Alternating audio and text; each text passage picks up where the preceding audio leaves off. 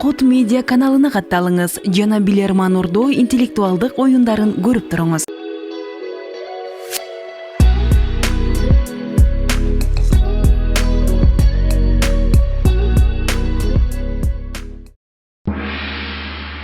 Assalamu alaikum, урматтуу телекөрүүчүлөр.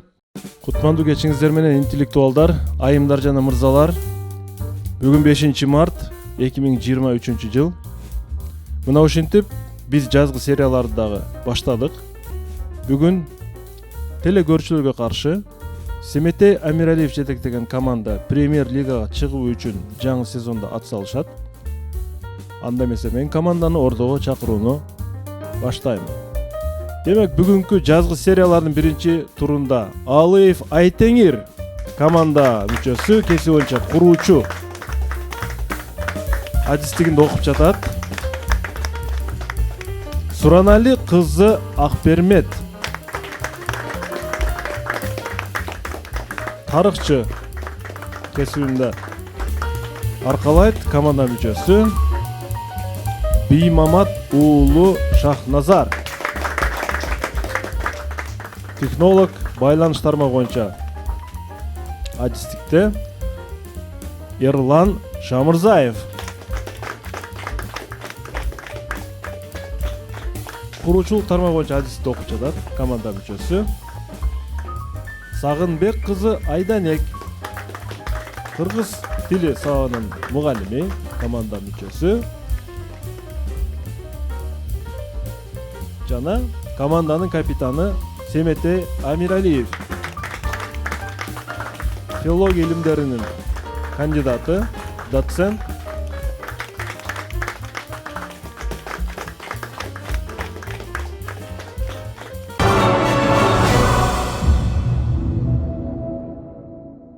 Дээрлик мына бир сезон ойнободуңуздар.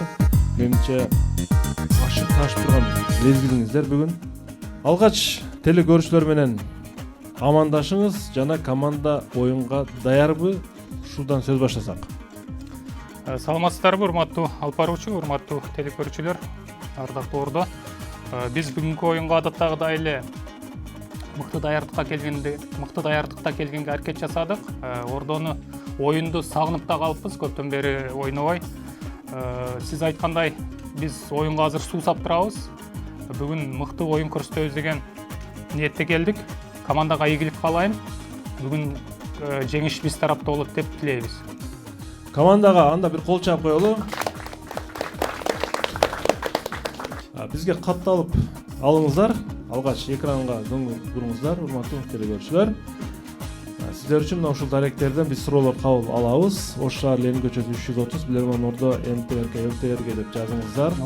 Facebook'ta Билерман Ордо деген баракчага катталып ал жерден суроо калтырыңыздар. Билерман ТВ @mail.ru электрондук дарек, Билерман _ жана Ордо ушул даректе биз Instagram'да барбыз. Катталып суроо калтырыңыздар. Жана YouTube'да Билерман Ордо оюнун биз жүктөбүз. YouTube'да Билерман Ордо деп издесеңиздер эле биздин оюндар чыгат. Ал жерге сөз катталып, лайк басып, комментарий жазууну унутпаңыздар. Биздин өнөктөштөр адаттагыдай эле Барбол. Барболго чоң рахмат. Адал таттуу дайыма жаңы гана. Ошондой эле актив дизайнга чоң рахмат. Полиграфиянын бардык түрлөрү боюнча сиздерден буйрутманы кабыл алат. Ош шаарында жайгашкан. Биз анда оюнду баштадык. Эсеп 0-0. Биринчи раунд. Биринчи раунд.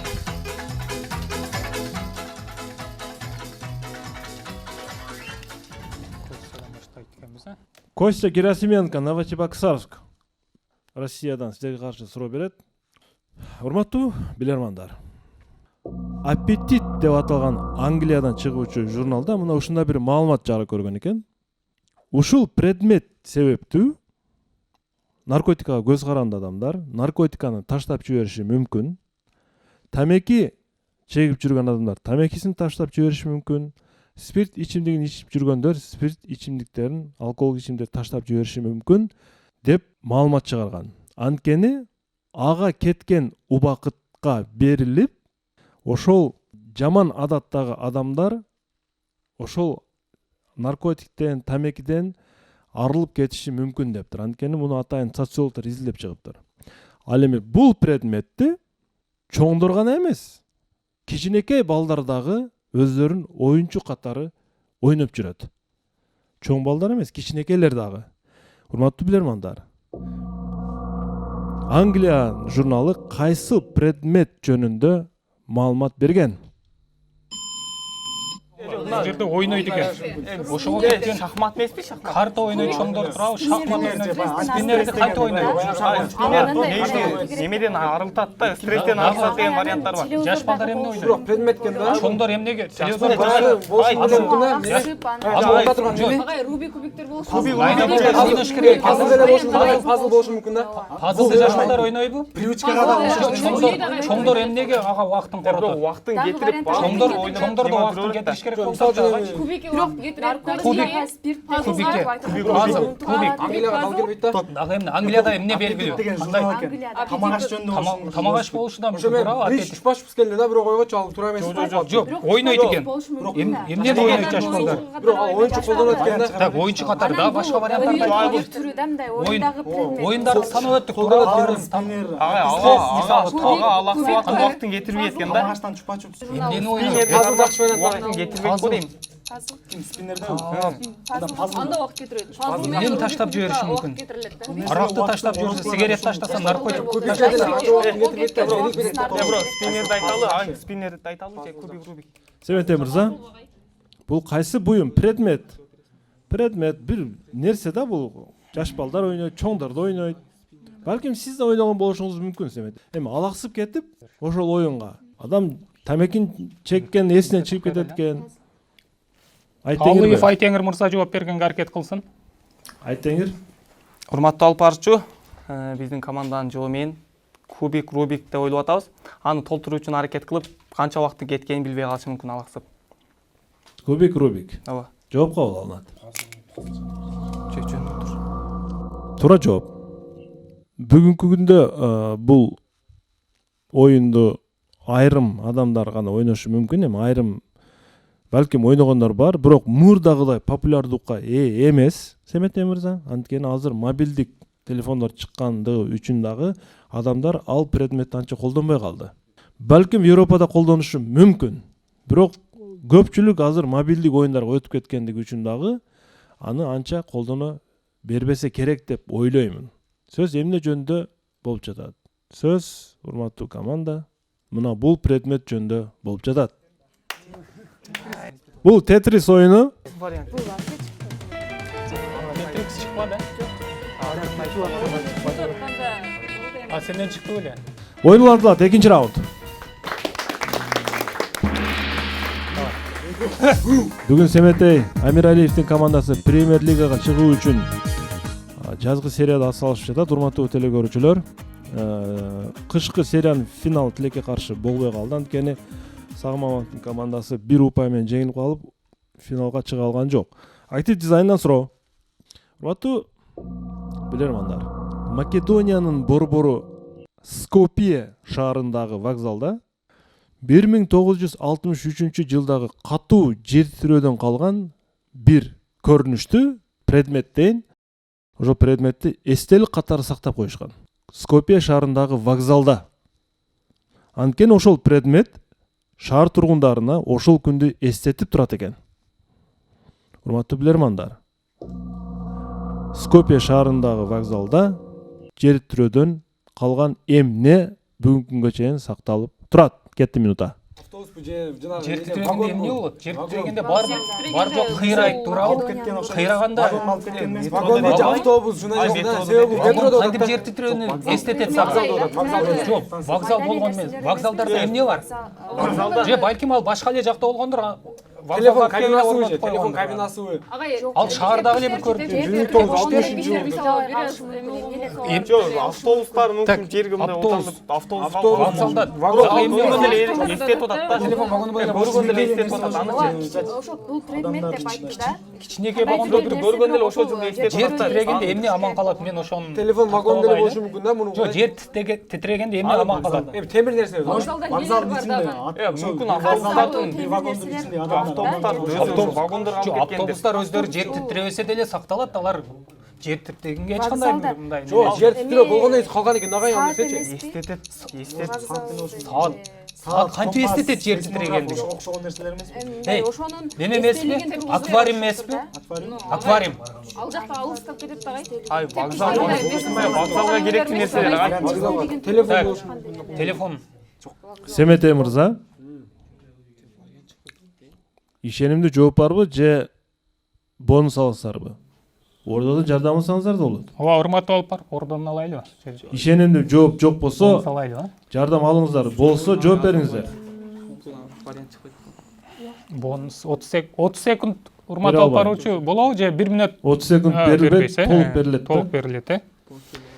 Так, анда 1 минут бонус алабыз. Мен аквариум дегеним себеби ал жерде жана балык. Эле нерсе болуп атат да. Ай, вокзалда аквариум турбайт да, вокзалдачы. Вокзалда аквариум жок да. Орнотуп койгондур.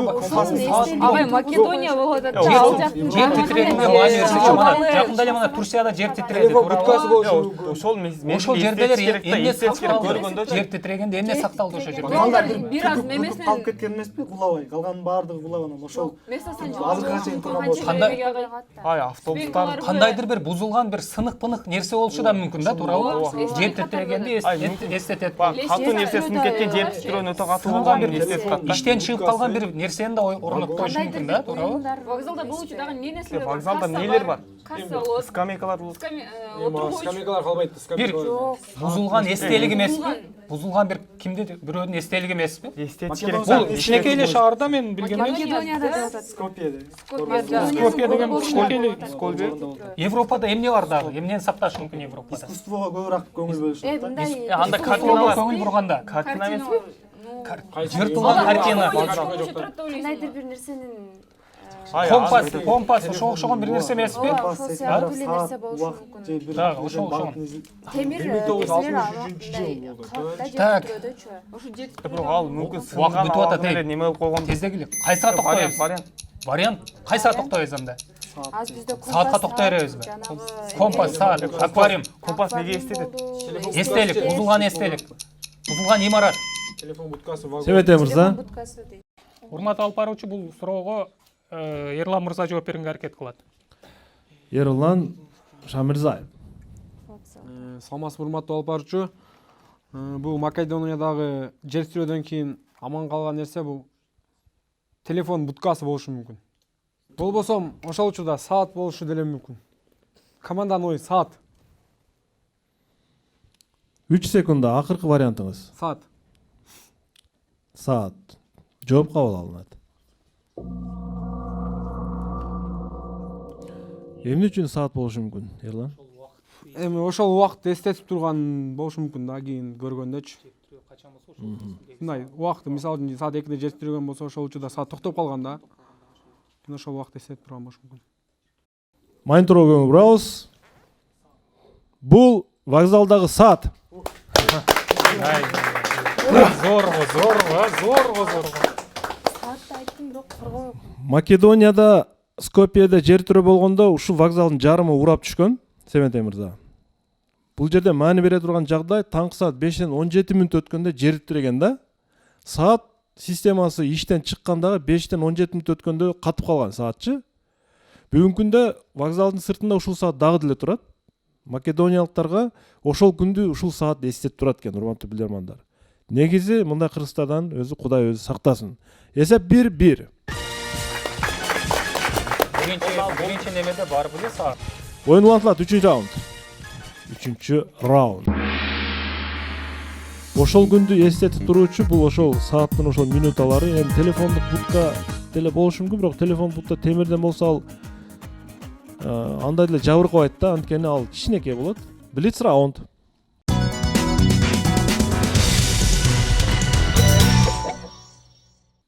Сизди да сагынып калдык, ойнойбуз. Биз түшкөнүнө кубанып атабыз.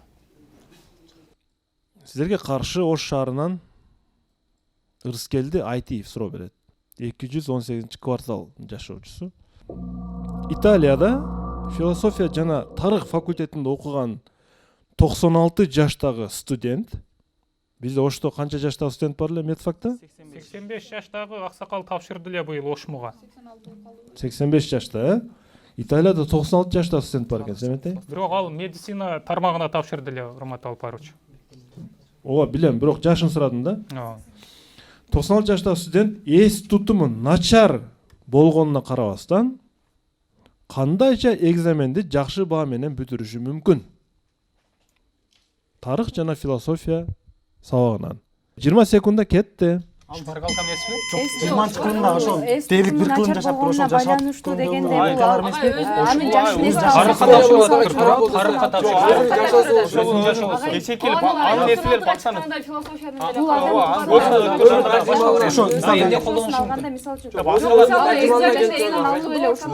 Өзүн жашоо жөнүндө китеп жазып берген эмеспи бул? Жок. Таржыманда көргөн нерселери боюнча тест болгон. Жок, эс тутуму начар болуп атат. Жок, эми ага мында өз жашаган Өз жашаган болду окуян бар келген. Семетей мырза, Жашаган болгон үчүн. убакыт аяктады. Урматтуу алып баруучу Шахназар мырза жооп берсин. Шахназар, Бул биздин оюбузча бул 96 жаштагы адам дээрлик бир кылым жашаптыр. Демек, бул өзү жашап өткөндөгү окуялар жөнүндө суроолор келсе керек. өзүнүн башынан өткөн окуяларды бул тизмектеп берген суроо ошо жөнүндө болчу. Жооп туура. Экинчи суроо. Акылбек кызы Мехризада Кадамжайдан. Урматтуу билермандар, самолеттун ак түстө, көбүнчө күмүш түстө же ак түстө болот, 3 себеби бар экен. Биринчи себеби күндүн нурун кайтарат. Экинчи себеби салондун ичиндеги жылуулукту сактап берет. Үчүнчү себеби ак түстө болушунун. 20 секундда кетти. Урматтуу алып баруучу жооп бере беребиз, үнөмдөбөйбүз, билебиз, бирок жооп бере беребиз, убакытты кетирбей. Мен өзүм жооп бергенге аракет кылайын. Дагы ак түстө болушунун себеби самолетто ар кандай майлар агып калышы мүмкүн, техникалык бузулган техникалык себептерден улам. Ошол агып калган майлар даана көрүнүш үчүн, байкалыш үчүн ак түстө болот. Жооп кабыл алынат.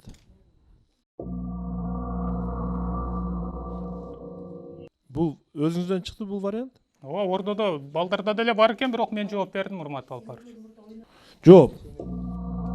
Ак түстөгү краска, Семетей мырза, башка түстөгү краскаларга караганда салмагы жагынан жеңилирээк болгондугу үчүн самолетторго дээрлик ак түскө боешот. Анткени атмосферада ак түс негизги орунду ээлейт. Грамм болсо дагы ал самолет үчүн пайдалуу. Анткени ал жүк, масса. Бул вариант кимде бар эле командада? Бар беле? Блиц раунд ушул жерде токтойт эми. Мен ошол маалыматты уккан экенмин да неме? Болар иш болду эми Семетей. 2-1 эсеп.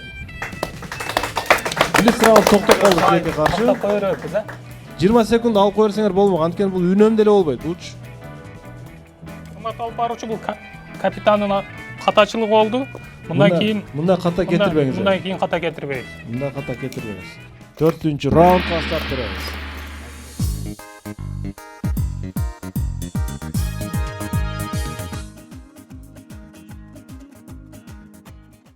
Раяна Токторалиева Жалал Абад шаарынан сиздерге каршы суроо берет. Манас эпосунда Манастын атасы Жакыпты сүрөттөгөн саптарда жакасы жануттун терисинен тигилген чапан кийген Бай Жакып деген бир жери бар да.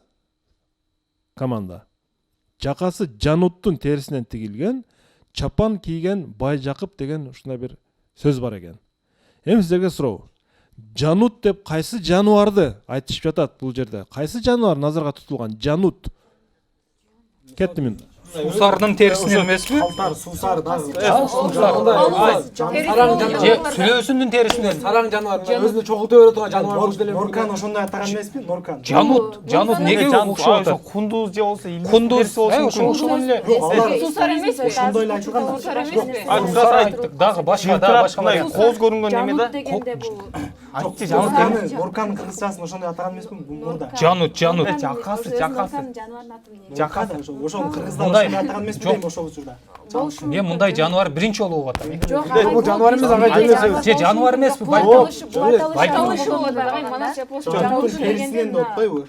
анда бул Кандай жаныбар? жаканын аты болушу мүмкүн, анын жаныбар кайсы жаныбардын жүнүнөн негизи Негизи кундуздан тигилет туурабы? Өзү жакалар эмнеден тигилет ошого? сабалы биз. Или бизден сусардан, кундуздан дагы эмнеден? Биринчи кантынан жаныбарлар эмес. эң баалууларын жалпы бай болуп атпайбы?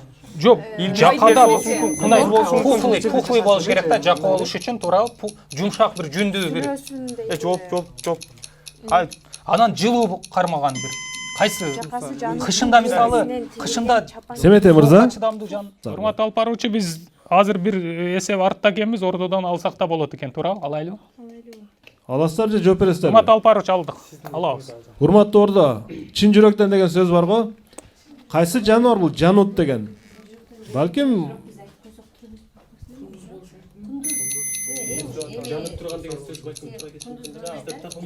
Жанут. Жакасы жанут терисинен тигилген чапан кийген байжак.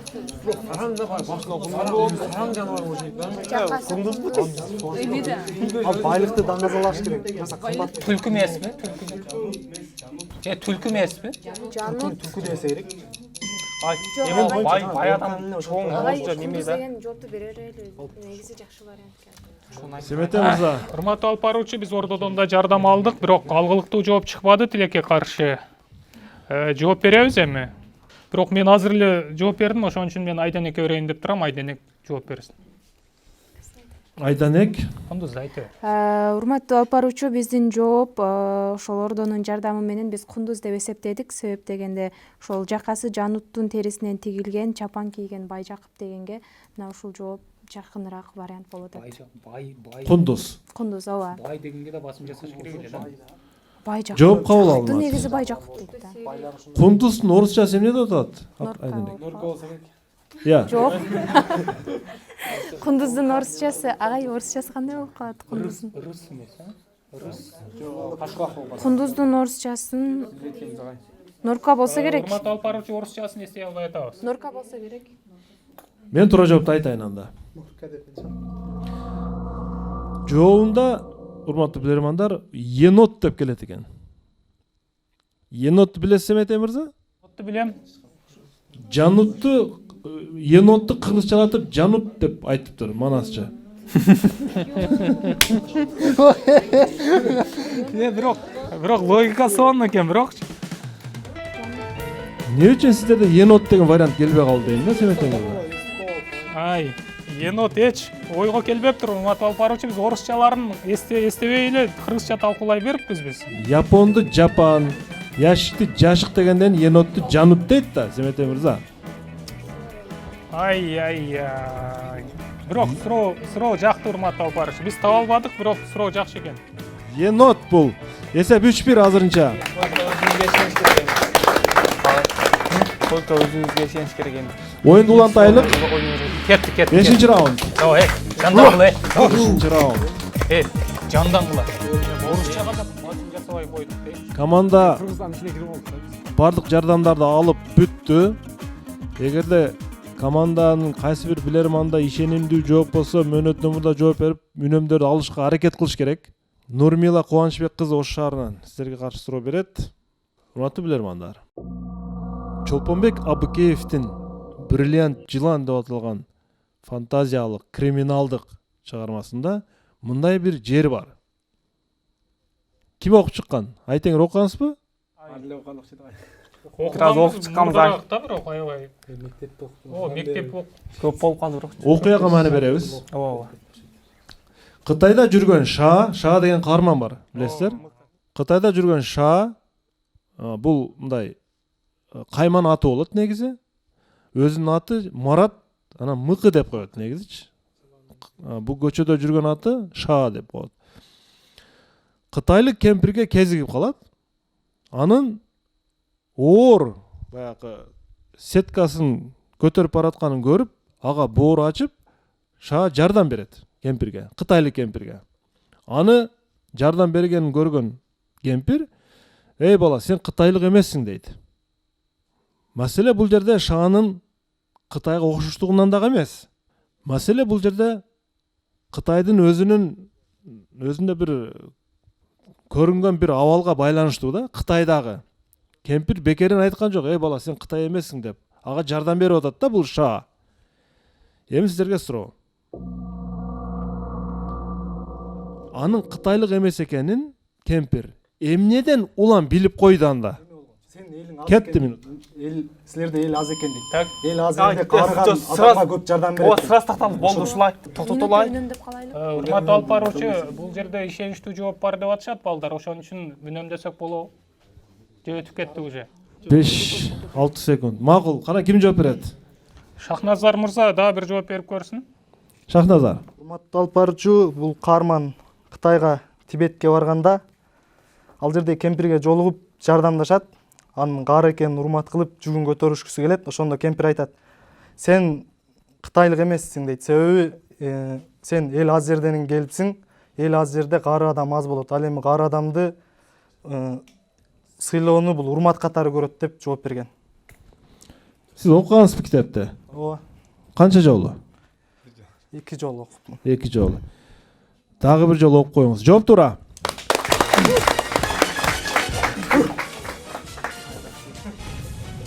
Эли аз жердин элдери улууларды урматтайт, анткени ал эми Кытайда эл көп болгону үчүн жаштар маани бербейт анча карыларга деп. Ошентип айткан да. Бул кайсы бир деңгээлде тарбиялык мааниси бар бир суроо экен. 6-чы раунд. 6-чы раунд. Кыргызстандын эгемендик жылдарындагы эң биринчи криминалдык чыгарма десек болот ушу Бирлиан жыланды.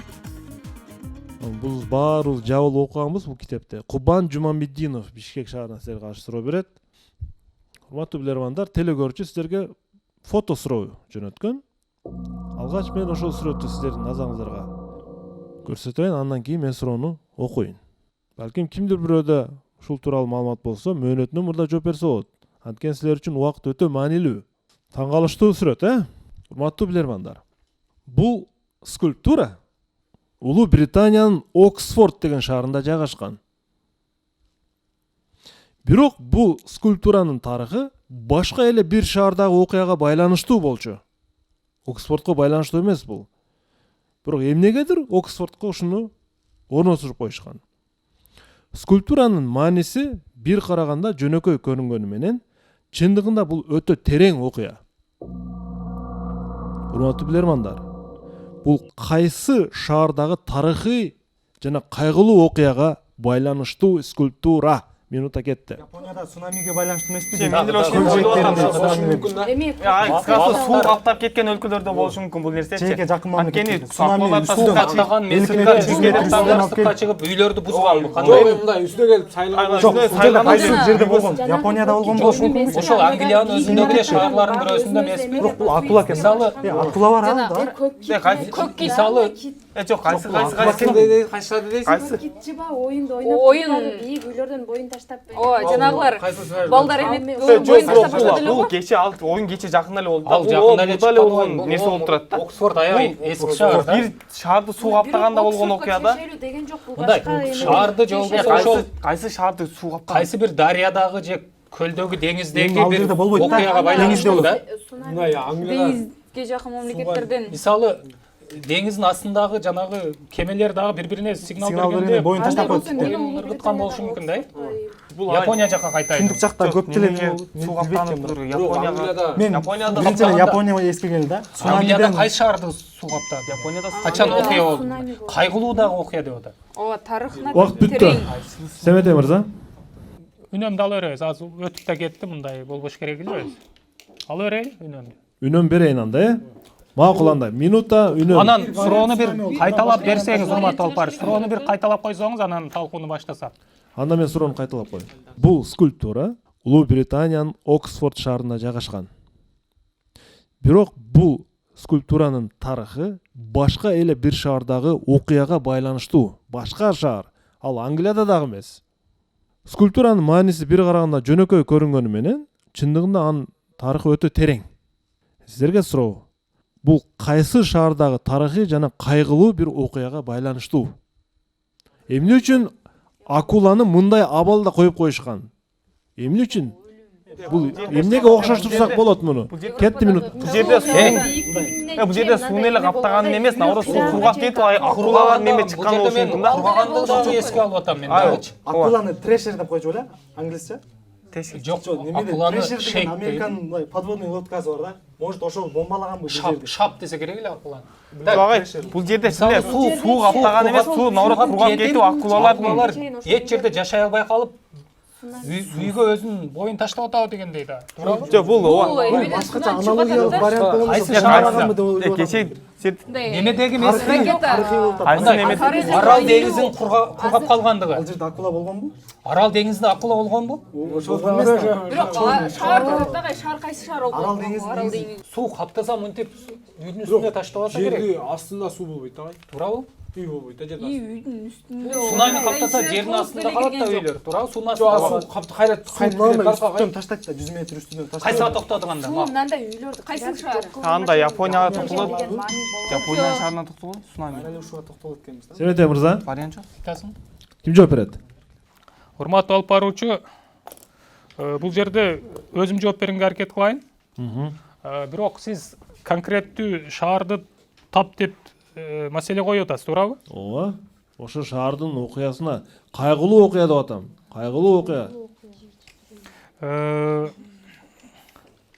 Урматтуу алып баруучу, биз шаарды табышыбыз кыйын болуп атат бул Семете жерде. мырза, сиз сүрөттөн эмнени көрүп турасыз? Кандай Мен акуланы картинаны? көрүп турам, урматтуу алып баруучу. Үйдү тешип кирип кетиптир бул жака.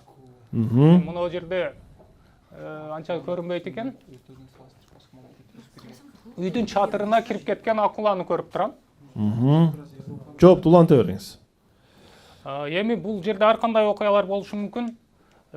Суу кургап, кайсы бир деңиз же көл кургап туруп, ошол жерден акула океандагы ошол деңиздеги акулаларды сүрүп келип, ушундай кайсы бир шаарды каптаганда үйдүн чатырына кадалып калганбы деген ой болуп атат да. Мен суроону минтип айттым. Кайсыл шаардагы тарыхый жана кайгылуу окуяга байланыштуу дедим. Кайсыл шаар? Ушундай кырсык болуп, анан ошонун эсебинен ушул эстелик орнотулуп калса керек деген ойду айтып атабыз да. Шаар жөнүндө конкретный кайсы шаар экени жок, Шаар вариант. жөнүндө айта албай атабыз, балким ошол Японияга, ошол океандарга жакын жайгашкан өлкөлөрдөгү бир шаарбы деп ойлоп атабыз да. Болжол түрдө бир шаарды айтып кое бериңиз. Балким эми бул Хиросимадагы шаар, Япониядагы Хиросима шаары да болушу мүмкүн. Же Нагасаки ошол атом бомбасы түшкөндө балким.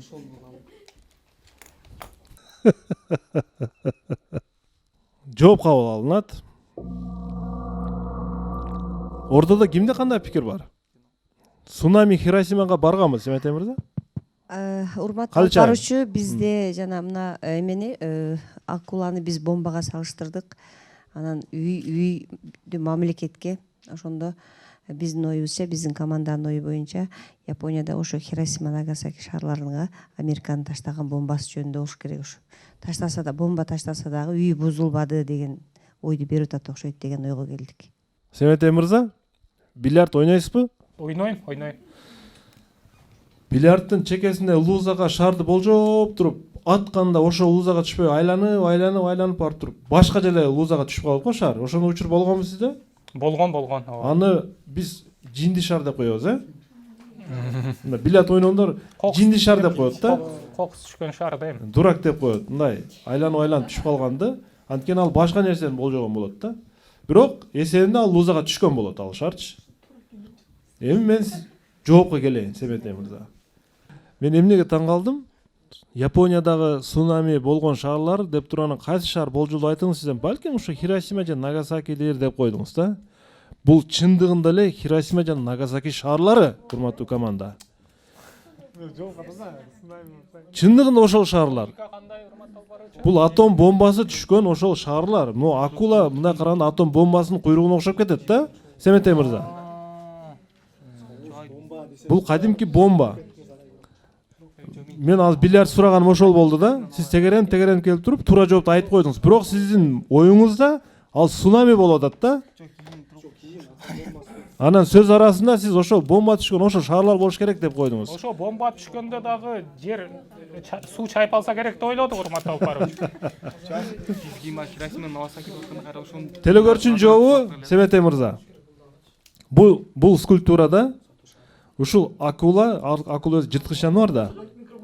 Акуланы бомбага салыштырышкандагы ошол Япониянын Хиросима жана Нагасаки шаарларын кайсы бир деңгээлде элестүү кармаш үчүн Англияга, Оксфордко ушул нерсени орнотушкан. Чындыгында эле бул ошол эки шаарга түшкөн бомбанын элеси. Сиз болгону кичине багыттан адашып кеттиңиз, бирок бир аз туура эмес түшүндүрүппүз, бирок жоопту табыппыз, урматтуу. Ошо биллиардтын шары болду азырчы. Жооп канааттандырарлык. 3-3. Ойлор айтылыш керек. Ойлор айткыла. Пожарныйдын шиттигинен чыгып үстөчү мегафонду айтып берди да. Мегафон деген сөз болгончу туурадан кабыл алынды. Бул жерде деле ал жерде максат шатыдан чыгып эмес, жерде туруп айткан болчу да. Бул жерде деле шаар туура айтып да. Шаар. Жерде бул туура эмес болсо, туура туура эмес болуш керек болчу. Жок, бул негизи менин таң калганым телекөрүүчүнүн жообун Семетей тегеренип келип туруп башка ойду айтып, бирок телекөрүүчүнүн так эле жообун айтып койду да. Талант агай, мырза, кечиресизби, бирок биз могу көрүүчүлөргө деле уят болуп атабыз да. Булардын берген жообу такыр башка эле да. Булар цунами кургап калып, ошол жерден суу кайтып, анан ошо сууга чөккөн деген нерсени айтып атышат да. А бунун сиз жообу жанагы суроо берип аткан адамдын жообу таптакыр башка болуп атпайбы? Бул жерде бомба, атом бомбасынан жабыр тарткан мамлекет, мындайча айтканда, эл болуп атпайбы? Мен ошону айттым да, калычайым. Бомба түшкөн Нагасаки жана Хиросима шаарлары жоопту айтылып турат. Семетей мырза, цунамидеги ошол кайсы шаар десем, Хиросима жана Нагасаки бомба түшкөн шаарлар болуш керек деп койду. Мунун ою чындыгында цунамиге кетти өзүчү. Бирок мен шаарлардын аталышы мен Токио деп айтса керек дедим эле. Мынчы Токио же Мындай да, мына суроо берүүнүн анан мына оюндун маңызы Билерман Ордон туура жоопту табуу да. Аны айландырып тегеренип барып табабы же себептерин аралаштырып табабы, ал жагына көңүл бурулбайт. Туура жооп айтылды, негиз басым ошого жасалыш керек. Акыркы сөзгө маани берилип, ошол жооп кабыл алынган болсо, туура болсо, ошого басым жасалыш керек. Ал ар кандай тегеретип барышы мүмкүн, ал себеп эмес, урматтуу Алпарович. Мен ошону айттым да, бильярдтын шаарын ошончо мисал кылдым. Ошодо анда демек бильярдты дагы ошондой түшүп калса, демек санабаш керек экен да. Сен нарака урдуң эле, аяка түшпөдү го деп туруп. Бильярдтыкы лузага түшкөн эсеп болот да. Эсеп 3-3, оюн улантылат. Команданы канааттандыралык деп эсептейбиз жообун. Оюн улантылат. 7-раунд.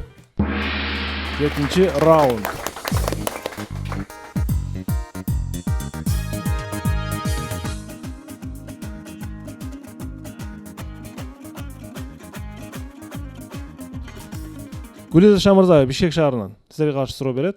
Суроо. Чыңгыз Айтматовдун Делбирин повестинин башында Ильяс Аселди үйүнө жеткирип койгон жери бар.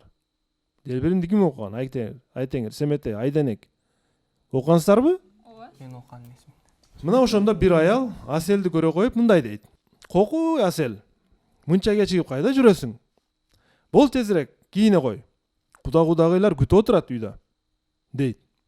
Мына ошондо Ильяс аларга байкоо салып, чындап эле кудагыйлардын алыс жолдон келгендигин түшүнөт. Алыс жолдон. Эми сиздерге суроо. Ильяс алардын алыс жолдон келгендигин сырттагы ушул көрүнүшкө карап билип койгондугун таап бериңиздер. Эмнени карап билип койду ал? Кеттим. Атын жайгаштырып койгон Талкуулай берели, давай. Аттан келген болушу мүмкүн. Колтугунан мингизип аткарып жөнөттү эле, киносунда ошондой. Же болбосо автоунаа менен келиши мүмкүн. Автоунаасын чоктотуп койгон болушу мүмкүн. Киносунда автоунаа менен келет, анан алыстан келген колунда эмелери. Ким окуган? Жок, дагы мындай логикага салсаңар, алыстан келген адам эмнеси менен билгизип коет. Тамак даярдап аткан болот да. Тердеп калган. Ат терлеген аттар болушу мүмкүн, басып келген, Чыгарманын өзүндө ат болот. Дагы башка. Атпы? Чыгармада ат. Чыгарманын өзүндө ат жок. Кинода автоунаа башка вариант көтөрүлчү. Макул, дагы башка. Ушул экөөдөн башкасын ойлогулачы. Кийимдеринин билген эмеспи? Эгерде аттар байланып турган болсо, аттын үстүндө жабуулары менен болсо, анда алыстан келген болушу мүмкүн да. Жок. Эгер автоунаа болсо, ошол баягы мындай машина токтоп турат, анан кийин мындай өлө мындай түйүн нерселерин көтөрүп. демек көп жүктөрү көп да. Алыстан келген адам ошо түйүнчөк көтөрүп келиши мүмкүн, туурабы? Жасоргон көтөрүп келиши мүмкүн. Башка айылдан келген болгондо Эбелер сойлот го. Же кечкирип алар. Демек анын атынан же унасынан Өзү Дагы башка Убакыт бүттү. китептен немеден келет? Ким жооп берет? Семете. урматтуу алып баруучу Айденек айым жооп берсин. Сагына кыз Айденек жооп бериңиз. урматтуу алып баруучу, бул Айтматовдун Делбирим повести негизи мурда окуп чыккан элек, бирок андан кийин киносун дагы көрүп, азыр бир топ варианттар чыкты.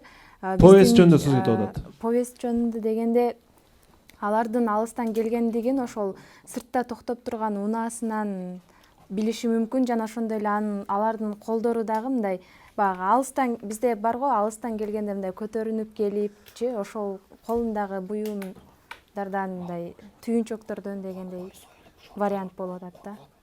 Эмнеге басым жасайсыз? Сырттагы ушул көрүнүштөн деп атат да. Ильяс алардын ошол унаасынан жана ошондой эле колундагы түйүнчөктөрдөн билиши мүмкүн. Аттар.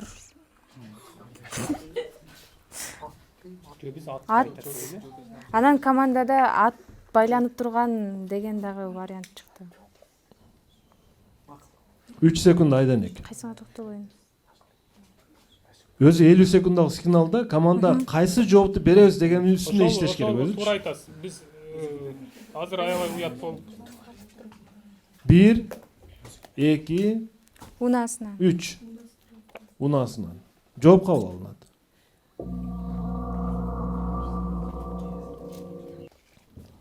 Туура жооп.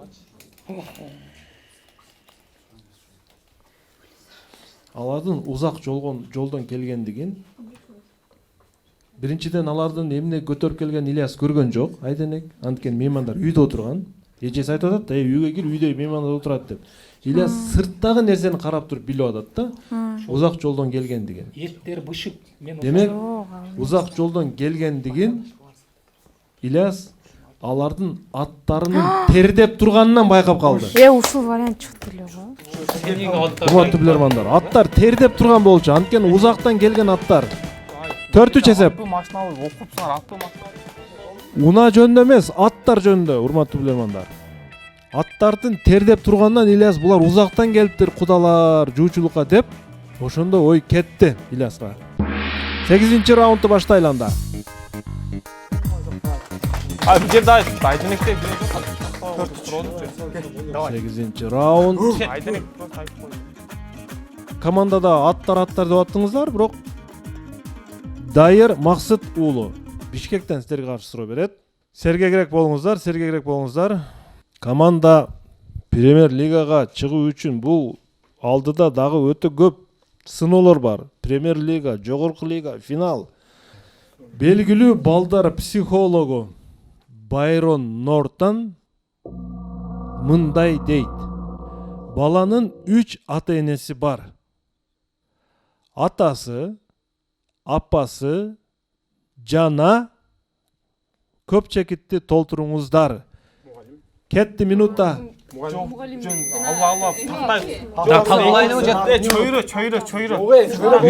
ата-энеси бар. Үч ата-энеси. Атасы, энеси дагы бир туугандары. Мугалими бир туугандары дагы эмне? Чоң ата, чоң энеси дагы. Жөнөкөйлүү болуп атат бул. Тең туштары эмеспи? Классташтары, тең туштары, достору. Чоң ата чоң энеси мугалими. Тарбиячы болгондо мугалим болду. Ата-энеси тарбиячы. Сырткы чөйрө Жок, бул жерде метод ата энеси болот. үч ата энеси. Чөйрөдө адам көп азыр. Чөйрөдө адам көп. Бул жерде бир адам айтып ата эне деп родители, орусча родители. Анда эмне ата энесинин ролун аткарат? Род бул жерде род деген түшүнүк. апасы үчүнчү үйүң өзүңдүн үйүң болсо экинчи үйүң мектеп дегендей эле да бул жерде. Ал тарбия маанисиз, ал тарбияга кетип атат да. жок ата эне тарбиялайт да баланы башка жака. Ата эне багат дагы да. Бул тарбиялоо жашы бул. Психолог. Дагы кайсы Жакын адамдар айтып атат, же бир демек туугандарбы? мугалимге токтодукпу же чоң ата чоң энесине токтодукпу? Алар экөө экен бирок. Алда психолог ата энеси болот, ата энеси. Анда мугалимге токтой берет, башка жок а. Семете мырза, ким жооп берет? Баланын 3 ата энеси бар.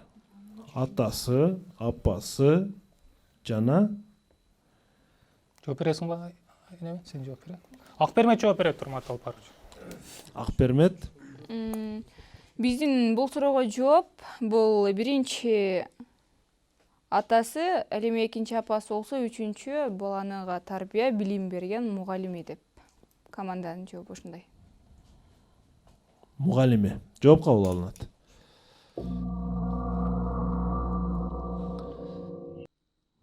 Ордо дагы бир пикир сурайынчы. Үчүнчү ата эне деп эмне назарга тутулуп жатат бул жерде? Урматтуу Алпарович, Мугалимдерден сурайлычы, соорон. өкүл атасы дейм. Өкүл атасы. Бул чөйрө болуш мүмкүн биздин жекойдо. Психологиялык жактан алганда ал чөйрө. Баланын көбүнчө чөйрөдөн мектепке чейин дагы чөйрөдөн тарбияланат. Коңшу балдардан, башкалардан, ойногон досторунан дегендей, демек бул чөйрөдөн тарбияланат. Түшүнүктүү, да кимде пикир бар? Урматтуу Алпарович, биз мектептен кийин бул турмуш деп ойлоп атабыз. Туура жооп. Үчүнчү маселе бул ата эненин өз ара мамилеси, ата энесинин бири-бири менен болгон мамилеси. Эми үчүн психолог мынтип айтып жатат. Биз балдарыбызга ата эне катары үйрөткөнгө караганда бири-бирибиз менен мамилебиз аркылуу үлгү болобуз. Ата эне эгер урушса, жаңылал жасаса, ошого карап бала тарбия ала берет. Атам урушат экен, апам менен урушат экен, атам мынтип сүйлөдү, апам мынтип сүйлөдү депчи, биз аларга тарбия бергенде өзүнчө сүйлөйбүз. Бирок ата эненин бири-бири менен болгон мамилесинен бала өтө чоң сабак алат экен да, урматтуу билермандар. Эсеп 5-3. 9-чу раунд. 9-чу раунд. Давай. Алдабыз, давай. Командада дагы да болсо шанс бар. Аракет кылыш керек, ойнош керек, жеңиш керек. Жардам үнөмдөр бардыгы бүткөн азырынча. Эгерде мөөнөтүнөн мурда эле жооп бербесе, Нурболот Колдошев кадам жайдан силерге каршы суроо берет. Назарыңыздарда мониторго көңүл буруңуздар. Назарыңыздарда Швейцария бычагы. Караңыздар. Швейцариягда бычактар башка өлкөлөрдүн бычактарынан айырмаланып, саптары кызыл түстө болот. Бул анын саптада турат, анын желегиндеги кызыл түскө байланыштуу дагы эмес, урматтуу билермандар. Бул Швейцариянын географиялык абалына байланыштуу дагы экен. Эми силерге суроо, эмне үчүн сабы кызыл? Кетти минута. Ал жакта вулкан көп эмеспи? Бул жерде ал кызыл топурак кызыл эмеспи? Тоолордун топурагы. Швейцария өзүңүз билгендей бүт жашыл да, баары көк. Ошо жашылда кызыл жакшы көрүнөт. Тоолуу өлкө туурабы? Эгерде бычак жоголуп кетсе түсү менен ооба, сразу көрүнөт. Кызылдан орап карама-каршы түстү айта албайм. географияга кандай? Бул биринчи вариант макул. Да, башкача ойлонгула, да. Башка. Бул биринчи вариант, жакшы вариант. Дагы эмне бычакка эмне үчүн кызыл кылып атат? Бычак мисалы үчүн бир нерсе жок кылуу. Қан мисалы канга байлабайлы, кан мисалы жырткыч жаныбарларды сойгондо деле кан чыгат да. Ошо жок кылуу максатында канды таасир Ошол эле да, бул жоголуп кетсе оңой табылуу үчүн да. Ол биринчи вариант макул, ал биринчи вариант. Башка да ойлонолчу, башка да жаныбардан канча географияга басым жасаш керек. Географияда бир жаныбарга канга тиеше жок болот. Географияда география. Тоолуу өлкө, жашыл өлкө, Швейцария, таза аба, башка өлкөлөргө. бай өлкө дагы. Семете мырза, убакыт аяктады. Айденек кызыбыз дагы бир аракет кылып көрсүнчү. Эми кооптуу абал туруп атат, бирок мен айтсам деле ушул жоопту айтам да азыр. Бул швейцариялык бычактардын кызыл түстө болуусунун бирден бир себеби негизи биз билебиз, ошол Швейцария бул мындай жашыл аймак деп дагы билебиз. Мына ошондуктан жоголуп кызыл түс мындай көзгө даана көрүнөт. Кайсыл бир жерден мындай табууга же жоголуп кетсе табууга оңойчулук менен ошол вариант болуп атат да бизде. Оңой таап алуу, мындай түс жакшы көрүнөт деген Түшүнүктүү. Жооп кабыл алынат. Сизге кайсы түс жагат негизи? Ак. Ак түс. Бычактын сабынын кызыл болуштугу Швейцария тоол аймак, туристтер көп жүргөн аймак, кокустан жоголуп калса, тапканга жеңил, ыңгайлуу. Ошол себептен дагы ушул саптарын кызыл кылып чыгарат экен. Команда бир упай өзүнө алды, бирок дагы да болсо абал копту. 10-чу раунд.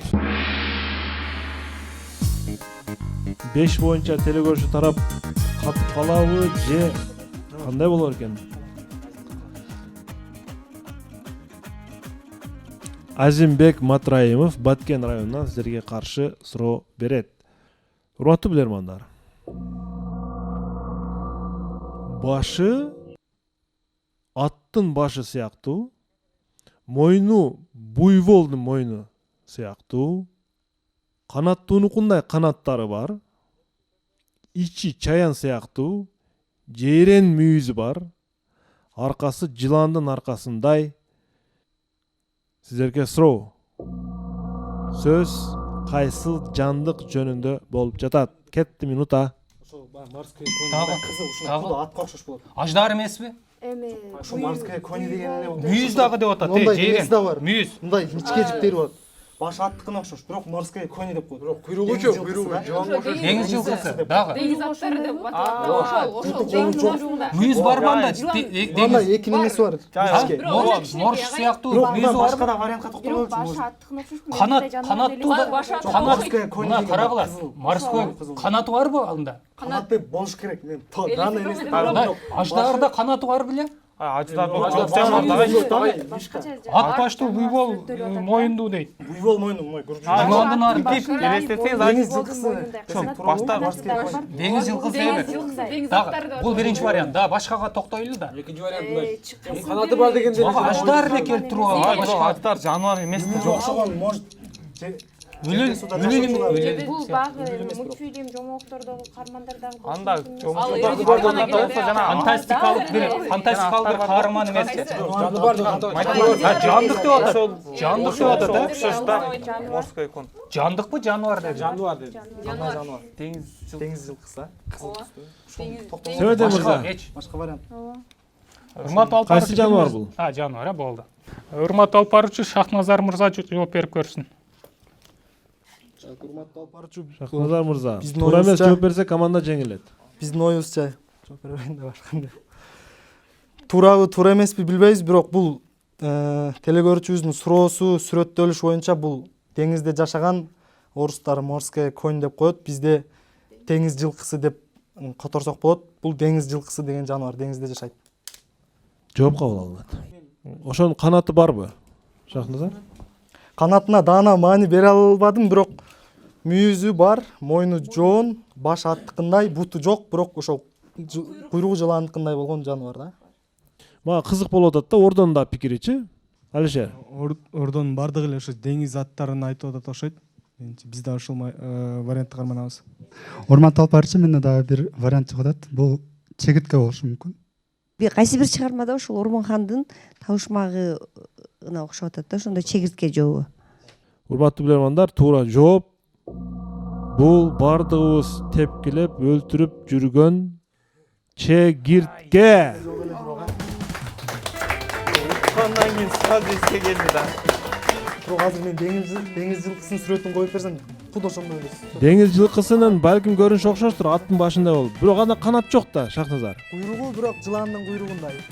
Канат жок да анда. Бар, канатына бираз токтолуп айтам. Ай, бул бир чыгармадагы нерсе деп тактап койсо, может башкача болот. Жок, сиздерге бир конкретный бир нерсени сурап атат да бул телекөрүүчү. Урматтуу телекөрүүчүлөр, урматтуу билермандар, Тилекке каршы Семетей Амелевдин командасы жазгы сериядагы аракетинде дагы Премьер Лигага чыга албай калды. 6-4 эсебинде телекөрүүчүлөрдөн бул команда бүгүн дагы жеңилип калды. Оюн бүттү.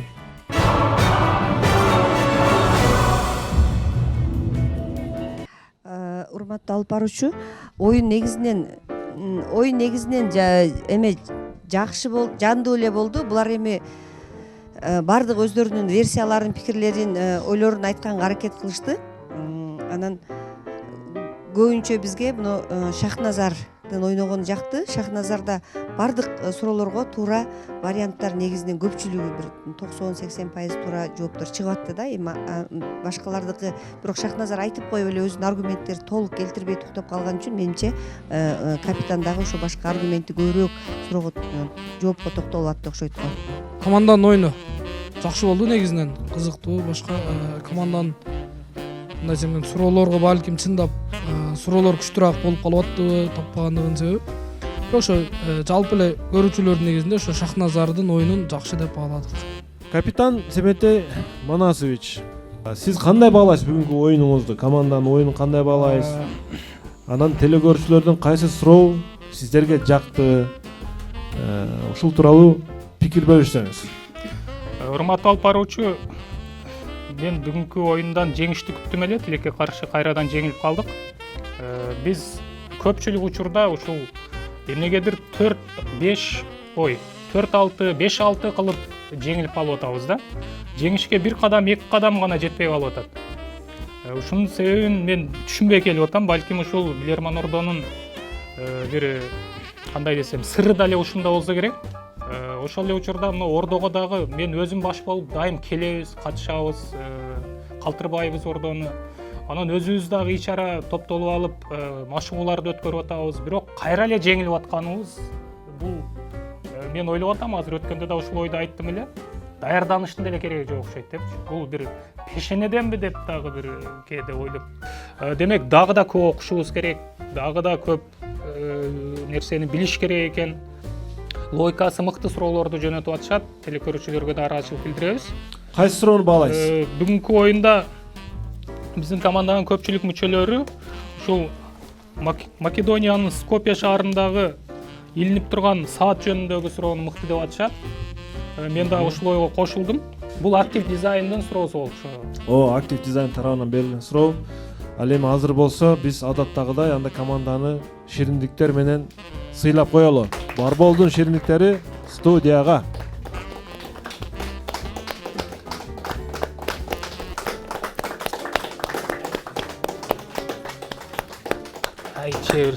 Шахназар Биймамат уулу бүгүн командада активдүү оюн көрсөттү деген пикирлер айтылды. Актив дизайндын акчалуу сыйлыгынын бир бөлүгүн анда биз Шахназар мырзага ыйгарабыз. Дагы да көбүрөөк даярданыңыз Шахназар мырза. Муну менен чектелип калбаңыз. Ушун менен урматтуу телекөрүүчүлөр, жазгы сериялардын биринчи туру жыйынтыкталды. Билерман Ордого ийгилик болсун. Көрүшкөнчө, ассалому алейкум.